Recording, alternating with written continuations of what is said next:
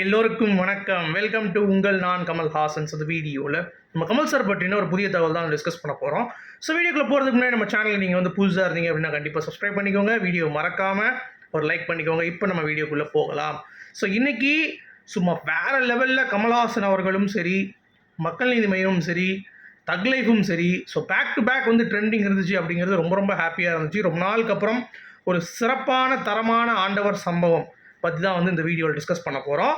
So மொதல் டாப்பிக்கே தக் life 150 கோடி ரூபாய் ஹாலிவுட்டில் நம்பர் 1 திரைப்படம். ஸோ நீங்கள் என்ன தான் வந்து 1000 கோடி நாங்கள் தான் மாசு நான் தான்டா இனிமேல் உருட்டினாலும் கமல் சார் வந்து சைலண்ட்டாக வந்து பார்த்தீங்கன்னா சம்பவம் பண்ணிட்டு போயிட்டாப்ல அப்படிங்கிறது தான் வந்து பாயிண்ட்டு. ஸோ ஷூட்டிங் வந்து ரேப் ஆகிடுச்சு. ஸோ எல்லாருமே ஃபோட்டோஸ் போட்டு அவங்கவுங்க மகிழ்ச்சியை வந்து தெரிவிச்சிட்டு இருந்தாங்க. ஸோ சுஹாசினி மணிரத்னமாக இருக்கட்டும், மணிரத்னத்துடைய அசிஸ்டண்ட்டாக இருக்கட்டும், சுதா கங்காராம் வந்து மிரண்டே போயிட்டாங்களாம். இந்த படம் வந்து இவ்வளோ சீக்கிரத்தில் முடியும் அப்படிங்கிறத நாங்கள் வந்து எதிர்பார்க்கவே இல்லை. ஸோ மணி சார்கிட்ட வந்து ஒர்க் பண்ண முடியுது, எப்பயுமே கொஞ்சம் டைம் எடுத்து பண்ணுவார். பட் இந்த படத்தை வந்து வெறி பிடிச்ச வேங்கை மாதிரி வந்து பார்த்தீங்கன்னா அடித்து தூக்கி நகர்த்திட்டு போயிட்டார் அப்படின்ற மாதிரி சுதா கங்காரா வந்து பார்த்தீங்கன்னா அவங்க பேசியிருக்காங்க. ஒரு லேட்டஸ்ட்டான ஒரு இன்டர்வியூ பைட்ஸில் வந்து அவங்க சொல்லியிருக்காங்க. ஸோ அந்தளவுக்கு கமல் சாருக்கும் சரி, மணிரத்னம் அவர்களுக்கும் சரி இந்த ஸ்டோரி மேலே பயங்கர ஒரு ஹோப் இருந்ததுனால இந்த ஷூட்டிங் வந்து முடிச்சிட்டாங்க. ஸோ பேட்ச் ஒர்க் அப்படின்ற மாதிரி சொல்லப்படுற 2-3 ஷாட் மட்டும்தான் இன்னும் வந்து பெண்டிங்கில் இருக்குது அப்படின்ற மாதிரி தான் நமக்கு லேட்டஸ்ட்டாக கிடைத்த தகவல்கள்.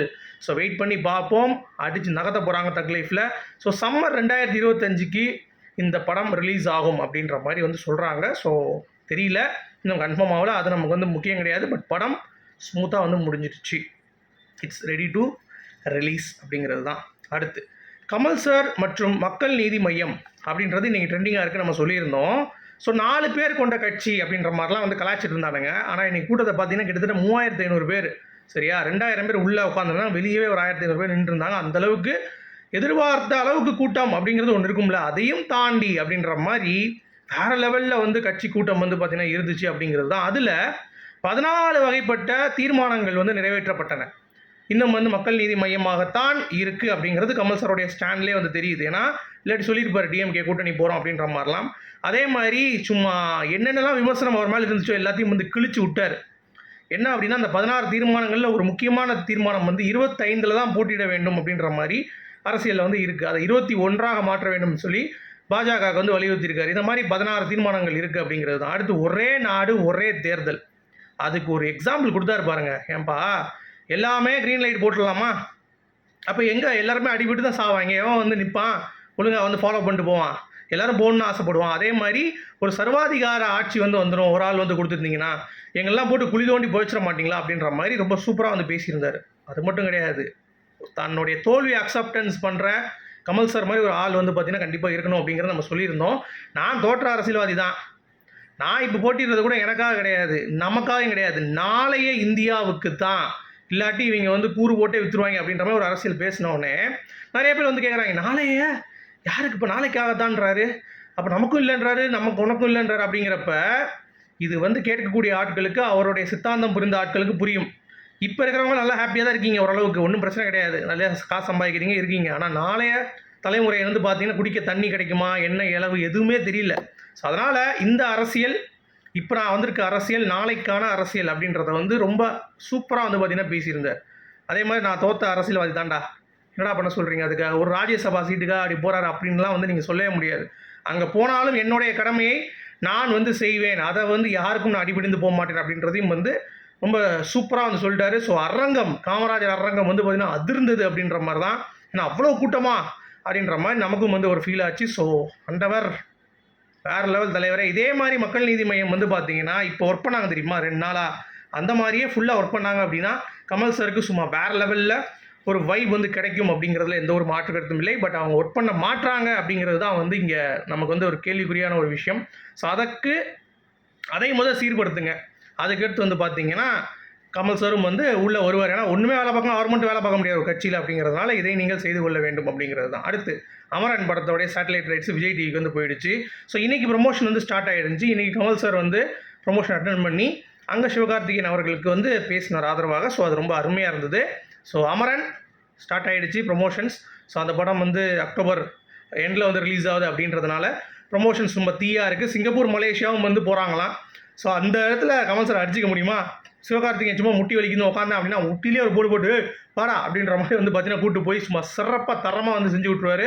ஸோ கமல் சாரை நம்பினோர் கைவிடப்பட மாட்டார் அப்படின்றது தான் பாயிண்ட்டு. ஸோ கைவிடப்படா மாட்டார் அப்படின்றது தான். ஸோ சிவகார்த்திகேயன் அவர்கள் அதை புரிந்து கொண்டு உள்ள அப்படி வந்து இந்த சப்போர்ட் பண்ணாருன்னா அவருடைய கெரியர் கிராஃப் எகிரும். அப்படி இல்லைனா நம்மளால் ஒன்றும் செய்ய முடியாது அப்படிங்கிறது தான் பாயிண்ட்டு. அடுத்து கமல் சார் யூஸ் பண்ண 4 டெக்னாலஜிஸ் வந்து இப்போ வரைக்கும் யூஸ் ஆகிட்டு இருக்குது அப்படின்ற ஒரு விஷயம் கேள்விப்பட்டு நீங்கள் பிரமிச்சு போயிடுவீங்க. நீங்கள் கவனிச்சிங்கன்னா மகாநதி, ஆவிட். ஸோ பேசிக்காக எல்லா ஸ்டுடியோலையும் இருக்கக்கூடிய ஒரு இதுதான் எடிட்டிங் சாஃப்ட்வேர்னா ஆவிட் தான். ஸோ அது வந்து மகாநதி இன்ட்ரடியூஸ் பண்ணது இன்னும் யூஸ் பண்ணுறாங்க. தேவர் மகனில் டிடிஎஸ். ஸோ டிடிஎஸ் என்னன்னா டால்பி அட்மாஸ் ஸ்டீரியோ சவுண்ட் அப்படி இப்படின்னு மாறினா கூட பேசிக்கான அந்த ஒரு விஷயம் வந்து எல்லா இதுலேயும் போட்டுட்டு அதுக்கு மேலே தான் அந்த லேயர் வந்து போடுவாங்களாம். ஸோ அதுவும் இப்போ வரைக்கும் யூஸ் பண்ணுறாங்க. அப்புறம் இந்தியன் படத்தில் ப்ராஸ்தட்டிக்ஸ் மேக்கப். ஸோ அது வந்து இப்போ வரைக்குமே அதுவும் வந்து யூஸ் பண்ணிகிட்டு இருக்காங்க அப்படிங்கிறது தான் நிறைய பேர் வந்து விக்ரம் இப்போ பண்ணியிருக்காரு, இந்த கோபுராவில் கூட பண்ணியிருந்தார். ஸோ இந்த மாதிரி ஏகப்பட்ட பேர் வந்து யூஸ் பண்ணிட்டே இருக்காங்க. ஆளாக வந்தாலும் இந்த மோஷன் கண்ட்ரோல் அந்த ரிக் அது வந்து பார்த்தீங்கன்னா இது வரைக்குமே இப்போ வரைக்கும் அதுவும் யூஸ் பண்ணிகிட்டு இருக்காங்க. அது அனிமேஷன், ஏதாவது கதை சொல்லும்போது அனிமேஷன் அதுவும் வந்து ஆளாக வந்தாண்டில் வந்து பார்த்தீங்கன்னா கமல் சார் வந்து யூஸ் பண்ணது அது இப்போ வரைக்கும் வந்து யூஸ் பண்ணுறாங்க அப்படிங்கிறது தான். சரி, ரஜினியோடைய வேட்டையன் ஆடியோ லான்ச் வந்துருச்சு. இன்றைக்கி என்னப்பா குட்டி ஸ்டோரின்னு சொல்லி நிறைய பேர் வந்து கேட்டிருந்தாங்க. அதே மாதிரி ஒரு குட்டி ஸ்டோரி பேசிவிட்டாப்ல. அதில் வந்து பார்த்தீங்கன்னா ஒரு துவைக்கிற இடத்துல ஒருத்தர் இருக்கான், அவன் கழுதை தினையும் காணாமல் போயிடுது. இவன் வந்து என்னடான்னு தேடிட்டு கழுதையெல்லாம் தேடிட்டு போய் உட்காடுறான் ஒரு இடத்துல. அங்கே வந்து பார்த்தீங்கன்னா அந்த கழுதையை வந்து சாமியை நினச்சி எல்லாரும் வந்து புகழ்ந்து தள்ளி, அப்போ அந்த கழுதை வந்து திடீர்னு வருது, கண்ணுக்கு வருது. உடனே கழுதை என் கழுதை கிடச்சிருச்சு அப்படின்றது அப்புறம் தான் தெரியும் இங்கே வந்து கழுதை மேய்க்கிறவன் அப்படின்ற மாதிரி. ஸோ அப்படின்னு சொல்லிட்டு அவரை வந்து அங்கேயே உட்கார வச்சிடுறாங்க. அதே மாதிரி தான் நானும் முன்னாடி சினிமாவுக்கு வந்து எனக்கு வந்து சொல்லிக் கொடுத்தது என்னுடைய குருநாதர் டைரக்டர் எல்லாருமே வந்து எனக்கு சொல்லிக் கொடுத்தது தான். அவன் சொன்னதை நான் வந்து ரிப்பீட் பண்ணேன். மற்றபடி நான் எந்த இதுவும் நடிக்கவே கிடையாது, எந்த இதுவும் வந்து பேசினே கிடையாது. இப்போ இருக்கிறவங்களாம் ரொம்ப காம்படிஷனாக இருக்காங்கன்னு சொல்லிட்டு கமல் சார் அப்படி ஒரு தாக்கிட்டு உங்களால் பண்ண முடியல அப்படிங்கிறத ஒத்துக்கிட்டீங்கல்ல, அது வரைக்கும் ரொம்ப சந்தோஷம். சரியா, என்னால் எதுவும் பிடுங்க முடியல, நான் ஏதோ வந்து பண்ணிகிட்டு இருக்கேன் எனக்கு தெரிஞ்சது அப்படின்ற மாதிரி. ஸோ அது வந்து மக்களுக்கு புரியல, அதை நீங்கள் அழகாக புரிய வச்சு கரெக்டாக வந்து சொல்லிட்டீங்க. ஸோ இனிமேலாச்சும் மக்களுக்கு வந்து பார்த்தீங்கன்னா ஒரு என்ன சொல்கிறது சூடு சொரணெல்லாம் இருந்து கண்டிப்பாக சரி நம்ம எதுக்கு இவருக்கெல்லாம் இது பண்ணணும், நல்ல படமாக தான் சப்போர்ட் பண்ணுவோம் அப்படின்ற அந்த ஜேர்னருக்கு அவங்க வராங்களா அப்படிங்கிறத பார்ப்போம். ஆனால் கமல் சாரையும் வந்து அதில் விட்டு வைக்காமல் ஒரு தாக்கிட்டு வந்தீங்களா பார்த்தீங்களா போயிட்டு. அதாவது நடிப்பில் நம்ம வந்து எதுவும் பண்ண முடியல, 15 டேக் எடுக்கிறேன் அப்படின்றதெல்லாம் வந்து சரி ஓகே, ஏதோ உங்களால் முடியல புலம்புறீங்க அப்படின்ற மாதிரி நம்ம எடுத்துகிட்டு போயிடலாம் அப்படிங்கிறது தான். அடுத்து குட்டி பத்மினி அவர்கள் நம்ம கமல் சாரோட டெடிகேஷனை பற்றி இப்போ ரீசெண்டாக ஒரு வீடியோ வந்து பேசியிருந்தாங்க. அதுலேயும் நானும் கமல் சாரும் சென்னையில் ஷூட்டிங் இல்லாத டைமில் சைக்கிள்லேயே வந்து சுற்றிட்டு இருப்போம், அதெல்லாம் வந்து நான் வந்து ஷேர் பண்ணியிருந்தேன் அப்படின்ற மாதிரிலாம் வந்து சொல்லியிருந்தாங்க. ஸோ அதெல்லாம் ரொம்ப அருமையாக இருந்தது. அப்புறம் அனுஹாசன் அவர்கள் கமல் சார்கிட்ட எனக்கு பிடிச்ச விஷயம் வந்து பார்த்தீங்கன்னா ரொம்ப ரொம்ப ஃபோக்கஸ்டாக இருப்பார். என் சித்தப்பா அப்படின்றதை தாண்டி அவர் ஒரு விஷயம் வந்து பண்ணுறேன் அப்படின்னா அந்த விஷயம் வந்து முடிக்காத அளவுக்கு அவர் தூங்கவே மாட்டார். அந்தளவுக்கு வந்து ரொம்ப ஃபோக்கஸ்டான ஒரு பர்சன். அது வந்து ரொம்ப பெரிய பாசிட்டிவாக இருக்குது அப்படின்ற மாதிரி. அடுத்து இந்த வேட்டையன் படத்தோடைய டீசர் நீங்கள் பார்த்துருப்பீங்கல்ல, அதில் வந்து என்கவுண்டர் ஸ்பெஷலிஸ்ட்டாக நம்ம ரஜினிகாந்த் அவர்கள் வராரு. துப்பாக்கி வந்து தூக்குனா அப்படியே கை ஆடுது. ஸோ அப்படி இருக்கும் பட்சத்தில் நிறைய பேர் கமெண்ட் வேறு, வேட்டையாடு விளையாடு காக்கா வரிசையில் அப்படின்றாங்க. டே வேட்டையாடு விளையாடு காக்காக்கு என்ன மாறா, அந்த கண்ணை தூக்குற அந்த இதுவுமே வந்து பார்த்தீங்கன்னா கமல் சாருக்கு எப்படி இருக்கும், அந்த ஆர்ம்ஸ் எப்படி இருக்கும், இது எப்படி இருக்கும், இதெல்லாம் ஜம்மி பீஸ் ஒன்று தூக்கிட்டு சுற்றிட்டு இருக்கு அப்படின்ற மாதிரி வயசான கிளவி கையில் துப்பாக்கி கொடுத்த மாதிரி ஆகிப்போச்சு. இதெல்லாம் வேட்டையாடு விளையாடு மாதிரி ராகவன்றீங்க, ஏய் போதுமடா அப்படின்ற மாதிரி தான் இருந்துச்சு. அப்புறம் நம்ம ஆர்ட் இயக்குனர் தோட்டாதரணி அவர்கள் அவர் இதுக்கு முன்னாடி ஒரு வீடியோ கொடுத்துருந்தார், இப்போ ரெக்கமெண்ட் ஆச்சு. தகிட திமினி அந்த பாட்டு இருக்குல்ல, அந்த பாட்டு வந்து பார்த்தீங்கன்னா ஒரு கிணறு வந்து பூசப்படாத ஒரு ஒர்க் பண்ண முடியாமல் அந்த செங்கல்லாம் புதுசாக இருந்தது போல். அதுலேயே வந்து 2 நாளுங்க, அதாவது வேலை செஞ்சு இன்னும் கம்ப்ளீட் ஆகலை, அதில் வந்து ஏறி அவர் ஆடி இது ஆழமாக கிணறு ப்ளஸ் வந்து அந்த சைடில் வந்து கம்பியெல்லாம் வந்து பிடிச்சி ஏறுவாப்பில் என் பைப்லாம். ஸோ அப்படிப்பட்ட ஒரு டெடிகேஷன், ஒரு விஷயம் பண்ணுறதுக்கு அவர் உயிரை கூட மெனக்கிடாமல் யூஸ் பண்ணி நான் பண்ணுறேன் அப்படின்ற மாதிரி ரொம்ப டெடிகேஷனாக இருப்பார் அப்படின்ற மாதிரிலாம் வந்து தொட்டாதரணி அவர்கள் வந்து பேசியிருந்தார். அடுத்து இந்த மாதம்பட்டி ரங்கராஜ்னு சொல்லிட்டு இப்போ விக்ரம் படத்தில் சாப்பாடெலாம் வந்து பரிமாறினாங்கல்ல, கமல் சாரோடைய வெற்றிக்கு ரிப்போர்ட்டர்ஸ்க்கெலாம் வந்து சாப்பாடு போட்டாங்களா, அவங்களுக்குலாம் தனியாக கூப்பிட்டு வச்சு கமல் சாரே வந்து பார்த்தீங்கன்னா கூப்பிட்டு பாராட்டியிருக்காரு அவரோட ஆஃபீஸ்க்கு. அங்கே மட்டும் பாராட்டாமல் ஆஃபீஸ்க்கு தனியாக கூப்பிட்டு வச்சு நீங்கள் என்ன பண்ணுறீங்க, எப்படி உங்கள் பிஸ்னஸ் எல்லாம் பண்ணி அது பண்ணி ரிலீஸ் ஆச்சுல வீடியோ, அதை பார்த்து நிறைய ஆர்டர்ஸ் வந்து பார்த்தீங்கன்னா மாதம்பட்டிக்கு வந்து வந்துச்சான், பெரிய ரீச் வந்து கிடச்சிச்சான்.